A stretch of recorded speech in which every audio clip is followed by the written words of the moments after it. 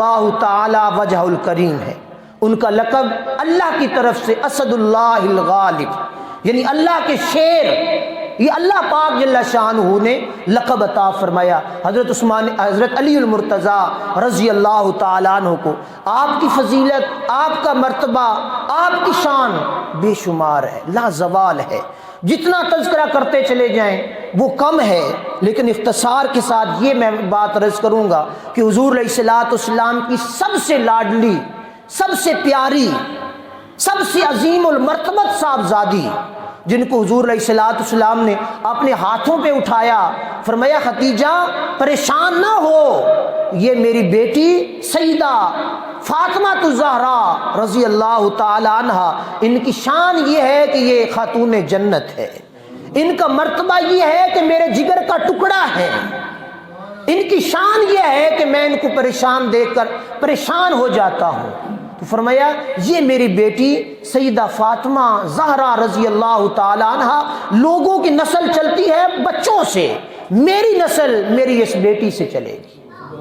اور حضور علیہ الصلوۃ والسلام کی یہ صاحبزادی سیدہ خاتون جنت سلام اللہ علیہا حضرت علی المرتضیٰ رضی اللہ تعالیٰ عنہ کی زوجہ محترمہ، یہ فضیلت حضرت علی المرتضیٰ رضی اللہ تعالیٰ عنہ کو نصیب ہوئی۔ اور دوسری ساتھ محبت کا رشتہ، ایمان کا رشتہ، اخلاص کا رشتہ، وہ بھی بہت بڑا ہے۔ اور حضور علیہ الصلوۃ والسلام کے چچا زاد بھائی بھی ہیں حضرت علی المرتضیٰ رضی اللہ تعالی عنہ۔ تو اللہ تبارک و تعالیٰ نے آپ کو یہ فضیلت عطا فرمائی کہ بچوں میں سب سے پہلے جس نے اسلام قبول کیا وہ حضرت علی المرتضیٰ رضی اللہ تعالی عنہ ہے۔ تو یہ چیز میں عرض کرنے کا مقصد یہ ہے کہ یہ خلفائے راشدین کی ترتیب ہے۔ سب سے پہلے خلیفہ حضرت ابوبکر صدیق رضی اللہ تعالی عنہ، دوسرے خلیفہ سیدنا عمر بن خطاب رضی اللہ تعالیٰ عنہ، تیسرے خلیفہ حضرت عثمان غنی رضی اللہ تعالیٰ عنہ، اور چوتھے خلیفہ حضرت علی المرتضیٰ رضی اللہ تعالیٰ عنہ۔ یہ خلیفہ کی ترتیب ہے۔ اور امام حلبی کا قول میں پہلے پیش کر چکا ہوں، امام حلبی فرماتی ہیں کہ جو کوئی باقی صحابہ پر حضرت علی المرتضیٰ یعنی تین خلفائے راشدین پر حضرت علی المرتضیٰ رضی اللہ تعالیٰ عنہ کو فضیلت دیتا ہے، یا تین خلفاء کی خلافت کا انکار کرتا ہے یا ان کی صحابیت کا انکار کرتا ہے، وہ کافر کے درجے پر پہنچ جاتا ہے، کافر ہو جاتا ہے۔ تو یہ چیز ہم لوگوں نے یاد رکھنی ہے کہ ہمیں جو دین اور اسلام نے، اور حضرت علی المرتضیٰ رضی اللہ تعالیٰ عنہ خود فرماتی ہیں کہ کوئی بندہ مجھ کو جو پہلے تین خلیفہ ہیں ان پر فضیلت نہ دے، جو مجھے ان کی شان سے بڑھا کر پیش کرے گا میں کیا کروں گا، ان کو 80 کوڑے ماروں گا۔ یہ صحیح حدیث پاک ہے۔ میں اس پر مفتری کی حد لگاؤں گا، یعنی اس کو جو ایک جھوٹے انسان کی سزا ہوتی ہے وہ سزا لگاؤں گا، کیونکہ رب تبارک و تعالیٰ نے مجھے یہ فضیلت دی ہے کہ مجھے چوتھا نمبر۔ اور حضرت علی المرتضیٰ رضی اللہ تعالیٰ عنہ یہ ایسے باکمال صحابی ہیں، حضور علیہ الصلوۃ والسلام کے داماد بھی ہیں، اور حضور علیہ الصلوۃ والسلام کے چچا زاد بھائی بھی ہیں، اور حضور علیہ الصلوۃ والسلام کی معیت بھی آپ کو حاصل رہی، اور آپ رضی اللہ تعالیٰ عنہ کو اللہ کی طرف سے شیر خدا کا لقب بھی دیا۔ تو یہ ساری چیزیں ہم نے اپنے پیش نظر رکھنی ہیں انشاءاللہ العزیز۔